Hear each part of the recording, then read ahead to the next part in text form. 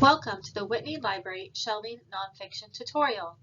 Now that we have learned about how the library is organized and how to shelve fiction books, let's learn how to shelve nonfiction books so they can be easily found by students.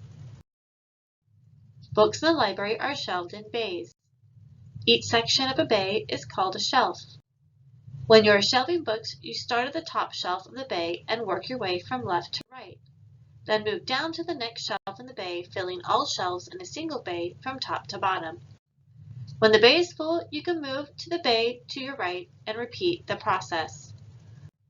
Shelving nonfiction is about knowing your numbers, paying attention to details, and caring about doing a good job. How you shelve books affects how readers find them. Now that we have the basics down, let's move on to learning how to read a nonfiction spine label.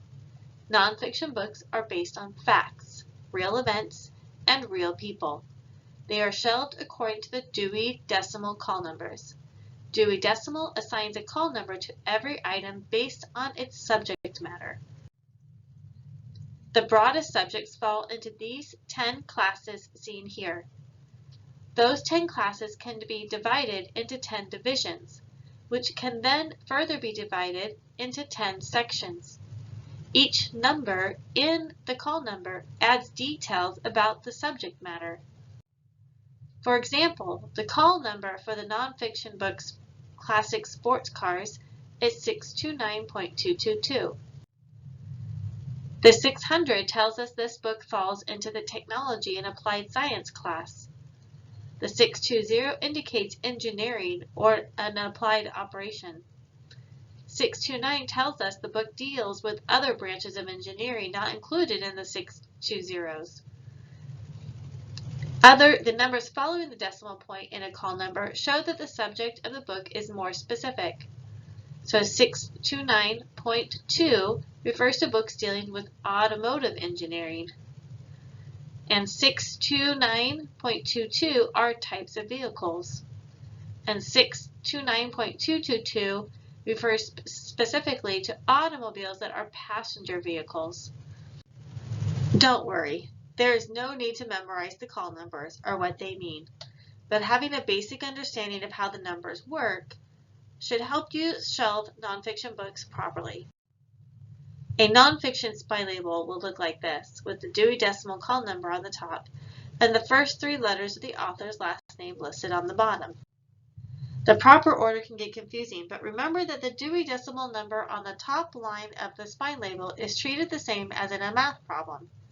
First, you put in order the whole numbers, or the numbers to the left side of the decimal. Then, pay special attention to the digits after the decimal. 0.1 is less than 0.2, so it goes to the right of it. And 0.2 is less than 0.3. So you can see that after the point, 1, 2, 3 would be in order.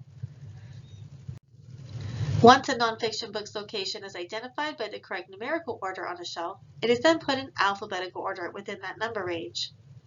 These letters are located on the second line of the spine label and represent the first 3 letters of the author's last name. In this example, all these books have the spine label 629.222, so they are alphabetized by the last name of the author. Just like in shelving fiction, if a book has the same call number, look at the author's full name. First alphabetized by the last name, and if the last names are the same, alphabetized by the first name. If an author has multiple nonfiction books with the same call number, place books in alphabetical order by title. Please take your time when shelving nonfiction books. It is not rocket science, but it does take concentration.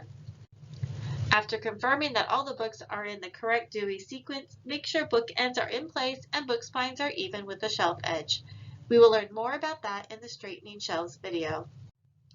Now, at the beginning of class, look for books that need to be shelved on the room cart behind the counter. Separate the nonfiction books by looking for the Dewey Decimal number on the spine of the books. Move them to the cart and then put in number order on the cart. This will make shelving much easier for you.